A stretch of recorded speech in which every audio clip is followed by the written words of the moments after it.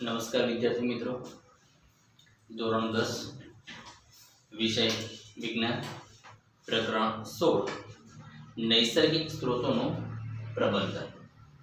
તો વિદ્યાર્થી મિત્રો, નૈસર્ગિક સ્ત્રોતો કયા કયા છે, એનું પ્રબંધન કરવા માટે, એનું વ્યવસ્થાપન કરવા માટે આપણે કઈ કઈ બાબતોને ધ્યાનમાં રાખવી એ બાબતોની ચર્ચા આપણે શરૂ કરી હતી।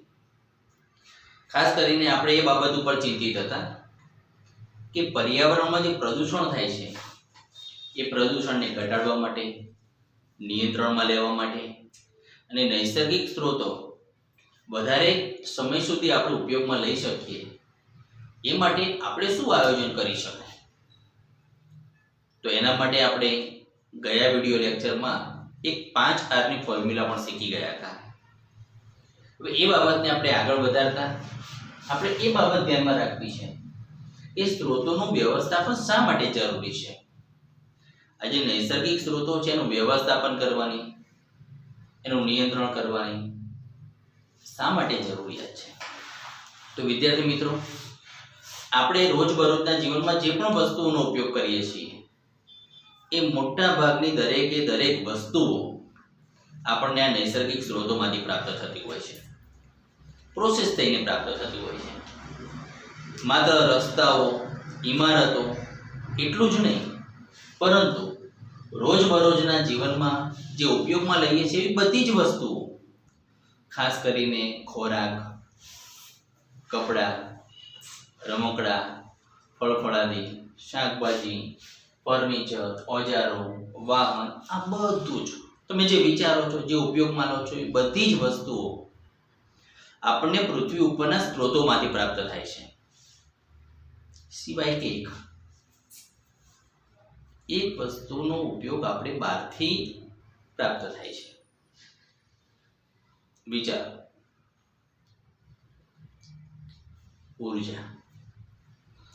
ઉર્જાનો મુખ્ય સ્ત્રોત છે સૂર્ય। સૂર્ય આપણને ઉર્જા પ્રોવાઈડ કરે છે, પૂરી પાડે છે। એ ઉર્જા પૃથ્વી ઉપર આવે છે, એનો અલગ અલગ હેતુઓસર ઉપયોગ થાય છે। પૃથ્વી ઉપર એનો અલગ અલગ હેતુઓસર ઉપયોગ થયા પછી એ સંચય પામે છે અને એ સંચય પામેલી ઉર્જાનો પણ આપણે ઉપયોગ કરીએ છીએ રોજબરોજના જીવનમાં। એટલે એકમાત્ર સ્ત્રોતની આપણે વાત કરીએ, ઉર્જા, એ આપણને સૂર્યમાંથી પ્રાપ્ત થાય છે। આનો આપણે ઉપયોગ કરીએ તે પહેલા એ ઉર્જા પૃથ્વી પરના સજીવો અને વિવિધ ભૌતિક અને રાસાયણિક પ્રક્રિયાઓ દ્વારા પસાર થાય છે। ઘણી બધી ભૌતિક અને રાસાયણિક પ્રક્રિયાઓમાંથી પસાર થયા પછી એ ઉર્જા આપણને ઉપયોગી સ્વરૂપમાં પ્રાપ્ત થાય છે। એ ઉર્જાનો હકીકતમાં સંચય થાય છે। આપણે આપણી પાસે જે પણ સ્ત્રોતો છે એનો વિવેકપૂર્વક ઉપયોગ કરવો જોઈએ, કારણ કે આ જે સ્ત્રોતો છે મર્યાદિત છે ને પૃથ્વી ઉપર આ જે સ્ત્રોતો છે એનું સર્જન થવામાં ઘણો સમય નીકળી ગયો છે। હવે અત્યારના સંજોગોની વાત કરીએ તો મેડિકલ સુવિધાઓને કારણે લોકોના સરેરાશ આયુષ્યમાં વધારો થયો છે, જેના કારણે છેલ્લે જોઈએ તો પૃથ્વી ઉપર માનવ વસ્તીમાં વધારો થયો છે। માનવ વસ્તીમાં વધારો થયો છે એટલે સ્વાભાવિક એમની જરૂરિયાતો પણ વધી ગઈ છે। દિન પ્રતિદિન જરૂરિયાતો વધતી જાય છે, એટલે આ વધતી જતી જરૂરિયાતો પૂર્ણ કરવા માટે આપણે નૈસર્ગિક સ્ત્રોતોનો બેફામ ઉપયોગ કરવા લાગ્યા છીએ। જે સ્ત્રોતો પહેલા પૃથ્વી ઉપર સચવાયેલા રહ્યા હતા, વર્ષો સુધી એને કોઈ અડતું નહોતું, સચવાયેલા રહ્યા હતા, એવા નૈસર્ગિક સ્ત્રોતો હવે મનુષ્યના ધ્યાનમાં આવી ગયા છે અને આપણે જરૂરિયાતો પૂર્ણ કરવા માટે એનો બેફામ ઉપયોગ કરવા લાગ્યા છીએ। જેમ કે પેટ્રોલિયમ પેદાશો, ખનિજ કોલસો, ધાતુઓ, આ બધાનો ઉપયોગ આપણે વધારે પડતો કરવા લાગ્યા છીએ। એટલે પરિસ્થિતિ હવે એવી થઈ જાય કે નજીકના ભવિષ્યમાં ધીમે ધીમે એ ખતમ થવાના આરે પણ આવી શકે।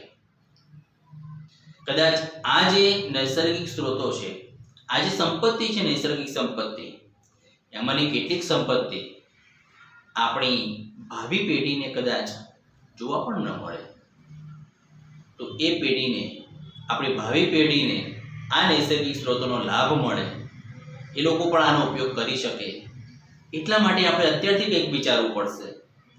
અને આ નૈસર્ગિક સ્ત્રોતોનો જરૂરિયાતપૂર્ણ, વિવેકપૂર્ણ, બને એટલો ઓછો ઉપયોગ જો આપણે કરીશું તો તે વધારે ફાયદાકારક નીવડી શકે છે.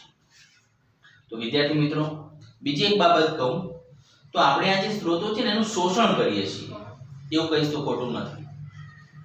કારણ કે સ્ત્રોતોનો ભંડાર જેટલો છે ને એ લગભગ ઘણો બધો ઉપયોગ એમાંથી આપણે કરવા લાગ્યા છીએ. એટલે એક રીતે જોઈએ તો આ જે નૈસર્ગિક સ્ત્રોતો છે ને એનું આપણે શોષણ કરવા લાગ્યા છીએ. કે જેટલો આપણે ઉપયોગ કરીએ છીએ એટલું સામે ઉત્પાદન નથી થતું, એટલા નૈસર્ગિક સ્ત્રોતોનું સર્જન નથી થતું. માટે ત્યારે આપણે પર્યાવરણને નુકસાન પહોંચાડીએ છીએ. ખાસ કરીને ખનિજ કોલસો મેળવવા માટે કે ધાતુઓ મેળવવા માટે જ્યારે આપણે ખનન કરતા હોઈએ છીએ ત્યારે પુષ્કળ પ્રમાણમાં રજકણો વાતાવરણમાં ઉડતા હોય છે. એ રજકણો, એ ડસ્ટ વાતાવરણની અંદર ભળીને પ્રદૂષણની સમસ્યા ઉત્પન્ન કરે છે, વાતાવરણ ધૂંધળું બનાવી નાખે છે. પછી ધાતુઓના નિષ્કર્ષણની સાથે સાથે વધુ માત્રામાં ધાતુઓનો કચરો પણ ઉત્પન્ન થતો હોય છે. અને એ કચરો જમીનમાં, પાણીમાં, વાતાવરણમાં ભળવાથી પ્રદૂષણની એક ગંભીર સમસ્યા ઉત્પન્ન થાય છે. એટલે નૈસર્ગિક સ્ત્રોતોના સુપોષિત વ્યવસ્થાપનમાં નકામા પદાર્થોના નિકાલની પણ આપણે યોગ્ય વ્યવસ્થા કરવી પડશે. નૈસર્ગિક સ્ત્રોતોનો ખાસ કાળજીપૂર્વક ઉપયોગ કરવો પડશે. સાથે સાથે આપણે એ પણ બાબતો ધ્યાનમાં રાખવી પડશે કે જે નકામા પદાર્થો ઉત્પન્ન થાય છે એ નકામા પદાર્થોનો આપણે કેવી રીતે ઉપયોગ કરી શકાય, હેતુફેર કરીને કે બીજું કોઈ રીતે એનો ઉપયોગ કરવાની કોઈ પ્રણાલી શોધવી પડશે કે જેથી આ નકામા પદાર્થો પણ આપણા માટે ફાયદાકારક નીવડે અને પ્રદૂષણની એક સમસ્યા હલ થઈ શકે. તો આવા નકામા પદાર્થોના નિકાલ અંગેની, એનો ઉપયોગ કરવા માટેની કે બીજું કોઈ પણ બાબત પણ હવે આપણે વિચારવી પડશે. તો ખાસ કરીને મહત્વની બાબત છે જંગલો અને વન્યજીવન. જંગલોની વાત કરીએ તો એ જૈવ વિવિધતાના વિશિષ્ટ સ્થળ છે. પૃથ્વી ઉપરના જે જંગલો છે એ જૈવ વિવિધતાથી સમૃદ્ધ છે, જૈવ વિવિધતાથી સભર છે. જૈવ વિવિધતાનો આધાર આપણે જોઈએ તો એમાં કેટલી જાતિઓ મળી આવે છે, કયા અલગ અલગ પ્રકારના સજીવો એમાંથી મળી આવે છે, કઈ અલગ અલગ પ્રકારની વનસ્પતિ મળી આવે છે, ખાસ કરીને એ જંગલમાંથી કયા કયા સૂક્ષ્મ જીવો, કયા કયા પ્રાણીઓ મળી આવે છે, રહે છે, એ બાબતો ઉપર આધારિત ખાસ કરીને જૈવ વિવિધતાનું છે. હવે આ જૈવ વિવિધતાનું પ્રમાણ દિન પ્રતિદિન ઘટતું રહ્યું છે અને કયા કારણો છે એ પણ આપણે વિશેષ ચર્ચામાં લેવાના છે. પરંતુ તે પહેલા આપણે બીજી બાબત ધ્યાનમાં લઈ લઈએ. જંગલને લગતી વ્યક્તિઓની આપણે ચર્ચા પહેલા કરી લઈએ. જંગલને લગતી વ્યક્તિઓ એટલે એવી વ્યક્તિઓ કે જે પ્રત્યક્ષ કે પરોક્ષ રીતે જંગલ સાથે સંકળાયેલી છે. સંકળાયેલી છે ધેટ મીન્સ કે જંગલમાંથી ઉપયોગી વસ્તુ, જંગલમાંથી જે પ્રાપ્ત થાય છે એનો સીધો કે આડકતરી રીતે ઉપયોગ કરે છે, એ વ્યક્તિઓની આપણે વાત કરીએ તો આપણે જંગલની વિવિધ નિપજોનો ઉપયોગ કરીએ છીએ. આ બાબતે આપણે નકારી નહીં શકીએ.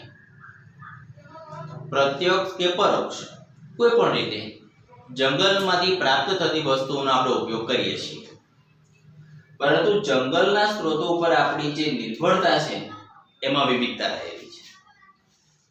જંગલના સ્ત્રોતોમાંથી આપણે જે વસ્તુઓનો ઉપયોગ કરીએ છીએ એમાં વિવિધતા છે. આપણે જંગલની અલગ અલગ પ્રકારની વસ્તુઓનો ઉપયોગ કરીએ છીએ.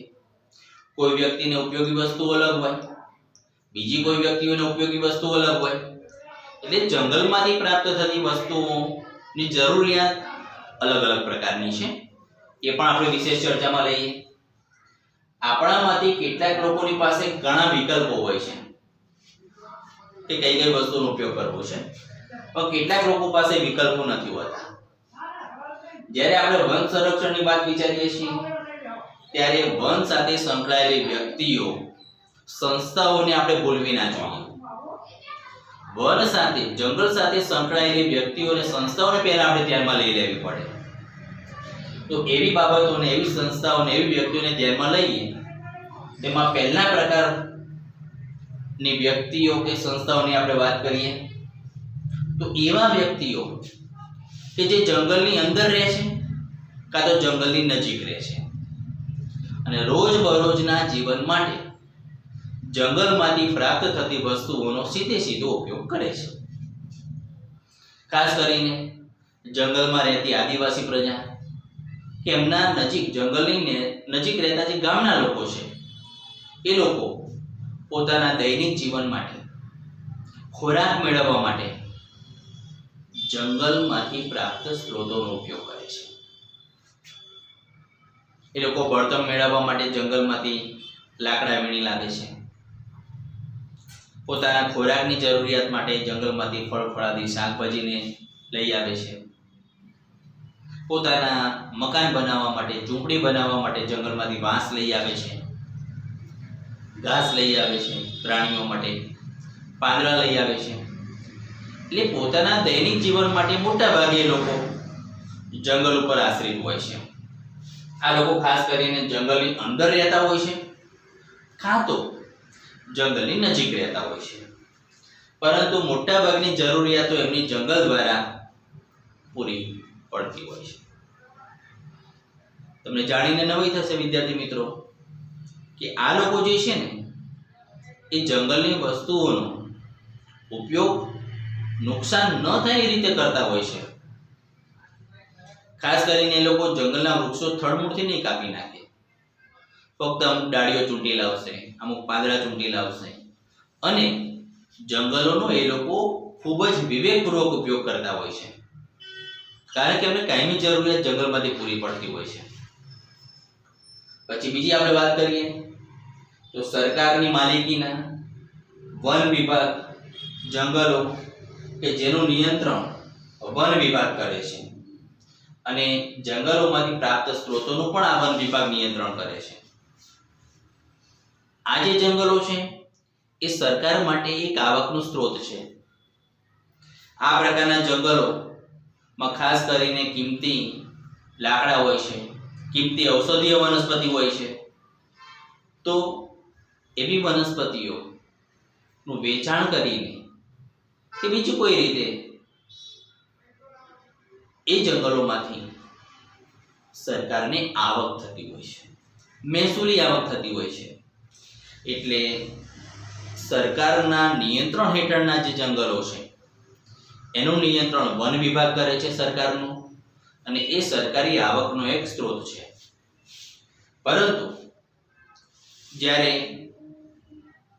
આ આવક વધારે મેળવવાની જ્યારે સરકારને લાલસા જાગે ત્યારે એ જંગલોનું અધઃપતન થતું હોય છે.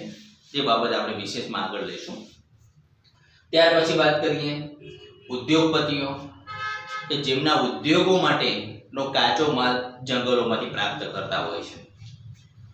જેમ કે બીડી ઉદ્યોગની વાત કરીએ તો બીડી બનાવવા માટે ટીમરૂના પર્ણનો ઉપયોગ થતો હોય છે ને આ પર્ણનો મુખ્ય સ્ત્રોત છે જંગલો. આ પર્ણો આપણને જંગલોમાંથી પ્રાપ્ત થાય છે. એટલે બીડી ઉદ્યોગ માટેના ટીમરૂના પર્ણ લોકો જંગલમાંથી મેળવીને એ ઉદ્યોગ માટે કાચો માલ પૂરો પાડતા હોય છે. ત્યાંથી માંડીને જોઈએ તો રમતગમતના સાધનો બનાવવા માટે લાકડાનો ઉપયોગ થતો હોય છે, એ પણ જંગલમાંથી મળે છે. છેલ્લે કાગળ બનાવવા માટેનું લાકડું પણ જંગલમાંથી મળતું હોય છે. એટલે આવા કેટલાય ઉદ્યોગો જે છે એ જંગલોની પેદાશો ઉપર આધારિત હોય છે. તો આવા ઉદ્યોગો ચલાવતા જે ઉદ્યોગપતિઓ છે એ ખાસ કરીને જંગલના સ્ત્રોતો ઉપર આશ્રિત હોય છે. અને ચોથી આપણે વાત કરીએ, ચોથા પ્રકારના લોકો પ્રકૃતિ પ્રેમીઓ કે જે વન્ય જીવન અને પ્રકૃતિનું મૂળ સ્વરૂપ ઈચ્છતા હોય છે. એ લોકો જંગલોમાંથી કોઈ વસ્તુ લેવી નથી, જંગલમાંથી કોઈ વસ્તુઓનો એમનો ઉપયોગ નથી કરવો સીધી રીતે, પરંતુ એમને પ્રકૃતિ પ્રત્યે લગાવ છે, વન્યજીવો પ્રત્યે આત્મીયતા છે. માટે તે લોકો વન્યજીવનનું અને જંગલોનું મૂળ સ્વરૂપ ઈચ્છે છે કે ભાઈ આમાં કોઈ દખલગીરી ન થાય. તો એના માટે એ લોકો ખાસ સ્વૈચ્છિક સંસ્થાઓ ચલાવતા હોય છે, કાં તો સરકારની મંજૂરી લઈને, સરકારનો સાથ લઈને આવા જંગલોની દેખરેખ રાખતા હોય છે. અને કેટલાક લોકો પણ એવા છે કે જે લોકો ખાસ કરીને જંગલ ઉપર આશ્રિત હોય છે, જંગલો પ્રત્યે એમને વિશેષ લગાવ હોય છે. એવા લોકો છે, એવા કેટલા સમુદાય છે, એ લોકો જંગલોનું મૂળ સ્વરૂપ ઈચ્છતા હોય છે. તો આ બધા લોકો છે કે જે જંગલો ઉપર આશ્રિત છે, સીધી રીતે કાં તો આડકતરી રીતે. તો જંગલોની વસ્તુઓ ઉપર ખાસ કરીને એમનું નિયંત્રણ હોય એવું એ લોકો ઈચ્છતા હોય છે. પરંતુ એવું તો શક્ય ન બને, કારણ કે જંગલ ભાઈ લાંબા ગાળે નુકસાન થઈ શકે. તો આ લોકો દ્વારા જંગલોનો ઉપયોગ કેવી રીતે થાય છે અને એ જંગલોને સાચવવા માટે શું કરે છે લોકો, એ હવે પછીના વિડિયો લેક્ચરમાં આપણે શીખીશું.